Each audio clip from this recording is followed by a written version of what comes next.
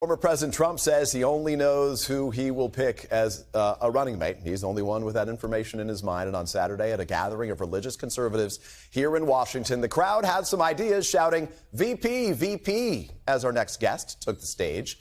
And joining me now is Republican Governor Kristi Noem of South Dakota. Governor Noem, welcome to Meet the Press. Thank you. Thank you for inviting me. We heard how President Biden is preparing for the debate from Mitch Landrieu moments ago. Here's what a group of veterans of presidential debate prep said to Republican strategist Karl Rove about what Donald Trump needs to accomplish. They said, quote, "Everyone agreed that Mr. Trump cannot come off as unhinged or enraged. The words rigged election should not pass his lips. He has to keep his cool and cannot make it all about himself." Is that good advice, Governor? I think it's an important debate. It'll be a great opportunity for President Trump to talk about his policies and how his policies when he served as president of this country were good for every single family that lived here. They had more money in their pockets. The grocery prices were down. Gas prices were down. There was a lot more opportunity. So he's going to have a fantastic opportunity to talk about what his policies delivered for the American people. To be clear, in 2022, you said the personal insults are part of what you did not appreciate about Mr. Trump. Should he avoid those insults on the debate stage? You know, I don't think that he has to talk about, get personal in this debate at all, because he's going to have so many good things to talk about in contrast with Joe Biden's policies. Joe Biden's policies have just been devastating for the families that live here in this country. Their costs have gone up. They've had less opportunities.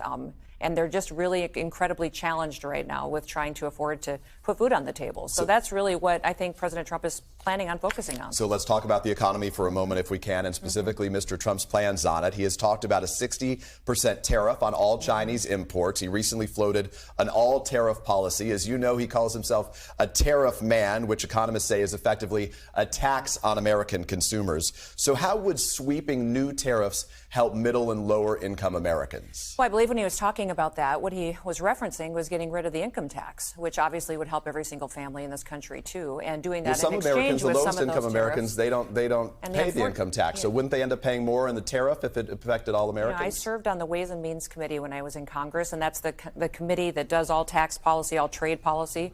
And many times when we talk about trade and trade with other countries, and especially with China, we talk about free and fair trade. Unfortunately, we've gotten a lot of free trade. We've never been treated fairly by China, not once. They have manipulated their regulations and hit us at their borders with regulations that take more money out of Americans' pockets. They've never been fair to us. So President Trump has recognized that many times with countries like China, who do violate our trade agreements all the time, that you have to have some consequences when they do that. And I want to talk specifically about what you have said about tariffs in the past and the resulting trade wars in Donald Trump's first term. You said, quote, "South Dakota has been devastated by the trade wars that are going on." Do you still agree that more tariffs, as Mr. Trump proposes, could be devastating to South Dakota's economy? I think it's very important to remember and be specific about when tariffs are utilized. So I'm a farmer and a rancher, and many times when you talk about tariffs, they do have an impact on us and on our incomes. But if you're using them as well as anybody in your state. Yes, and we also know very well that when our soybeans hit the border of China,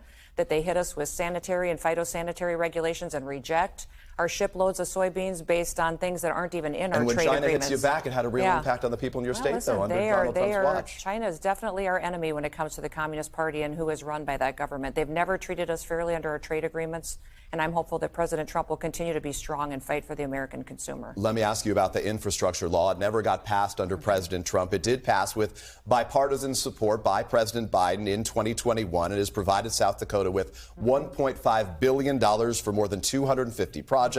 They include more than $800 million for roads and bridges, $47 million for airports, $100 million to expand broadband access. Has South Dakota benefited from President Biden's bipartisan infrastructure law? You know, South Dakota has used dollars from the federal money to help better the families in our state. But we also have helped our families by opening up our state and by making sure our economy was strong. We've made very different decisions when President Biden was in office than we did when President Trump was. I would say that every day as governor, when Trump was in the White House, I was on offense. I was able to go out there and solve problems for Americans and for people in my state.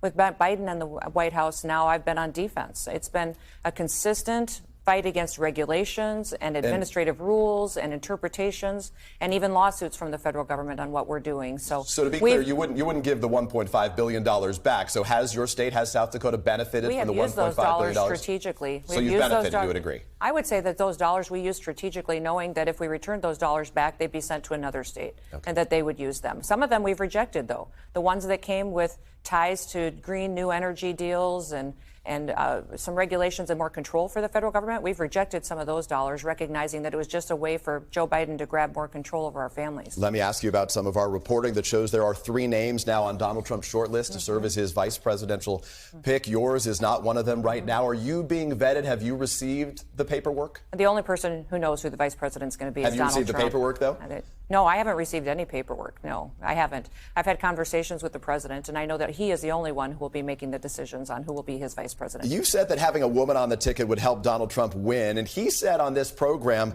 last year that he liked the concept of running with a woman. Only men, as you note, are on his short list right now: Burgum, Vance, Rubio. Would Donald Trump be making a mistake if he does not pick a woman as his running mate? You know, I think he needs to pick the best person for the job. He needs to help someone, pick someone that will help him win. And I think that President Trump is in a fantastic position to win this election. He's strong. He's right on all the policies.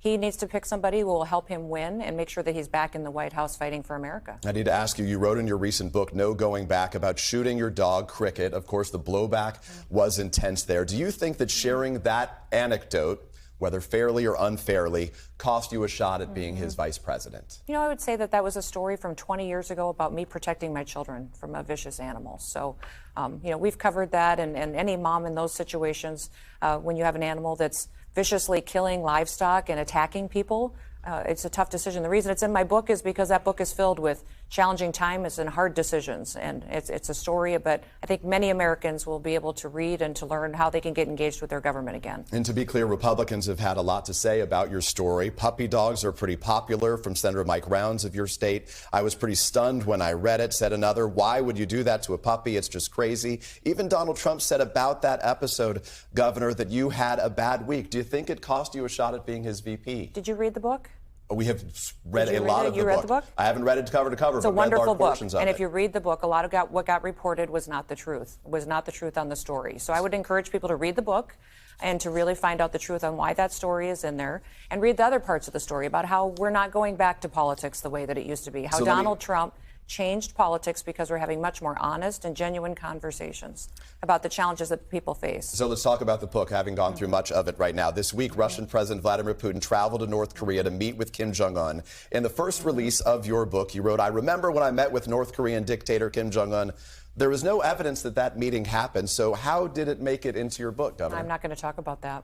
You're not going to talk about how it made it in your book? I took that line out of my book, and I'm not going to talk about it. I guess my question is, you wrote the book, though, so why was that line ever in your book if it didn't happen? I wrote the book, and I hope people will read it. It's a good book about how the American citizen can get involved in their government again, and what they can do, and how the most powerful person in government is them. It's the people who show up, who get engaged, and the stories of what they can do to take this country back, and how Donald Trump's policies work for the American people. And understood, then, just to put it to bed once and for all, did you or did you not meet with Kim Jong-un? I am not going to talk about this. Wouldn't it be why is that such a difficult one to say publicly? Because I've taken that line out of the book, and I'm not going to discuss it. Okay, but I guess the question is, because you wrote it in the book, people just wanted to know whether that was an accurate or inaccurate statement. Let me ask you about the topic of abortion, one that you focused on heavily at the Faith and Freedom event last night. As a member of Congress, you voted for federal legislation that defines life as beginning at conception. Donald Trump does not support that. In fact, he now says that he would not take any federal action on abortion if elected. Is that the right call?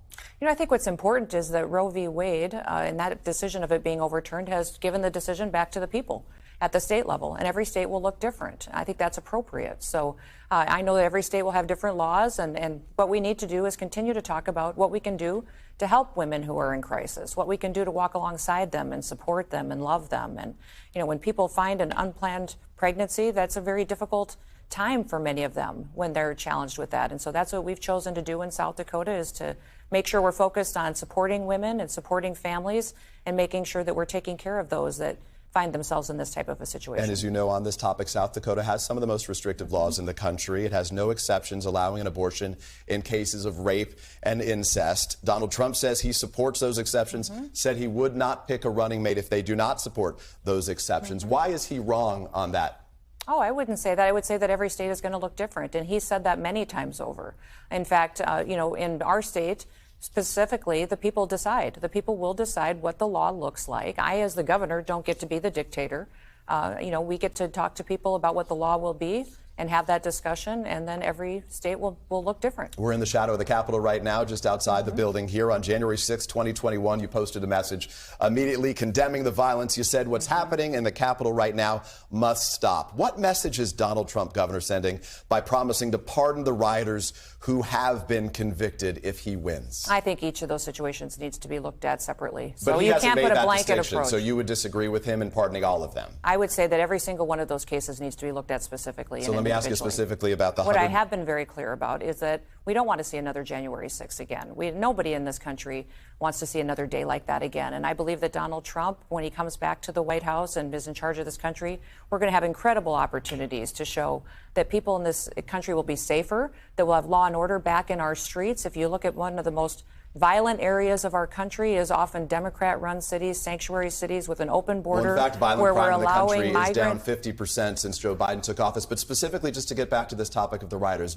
is Donald Trump wrong when he says he would pardon all of those who have been convicted in the January 6th attack? Each of those individuals needs to be looked at separately as far as what their role was and what was happening in the in that 132 situation. of them who admitted to assaulting law enforcement officers, would you agree that they should not be pardoned?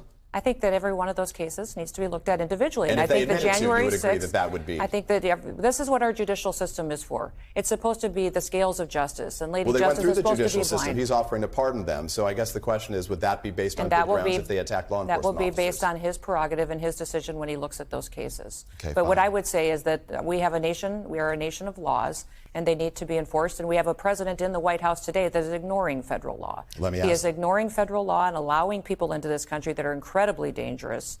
And there, just this week, I think we had 4 different people that were attacked or raped or murdered by illegal immigrants that have come in over our open border, and that cannot continue to happen. To be clear, as you know well, undocumented immigrants commit crimes at a much lower percentage than Americans do. But let me ask you a last question about your future, which is, regardless of whether you're on the ticket this time, are you considering a presidential run in the future in 2028? Oh, my goodness. I'm considering being the governor of South Dakota as long as they'll have me. So I love my job. It's the best job taking care of the people in my state, and that's my plans in the future. It's a beautiful state. Are you ruling it out? I'm not even thinking about it right now. So I certainly have a situation where I'm busy at home, and we have a lot to get accomplished in South Dakota the next several years. Okay. To be clear, at least for now, you're not ruling it out. Perhaps we'll see you again along the way. Kristi Noem, Governor of South Dakota, I appreciate your being with us in person. Thank you so much. Thanks for watching. Stay updated about breaking news and top stories on the NBC News app or follow us on social media.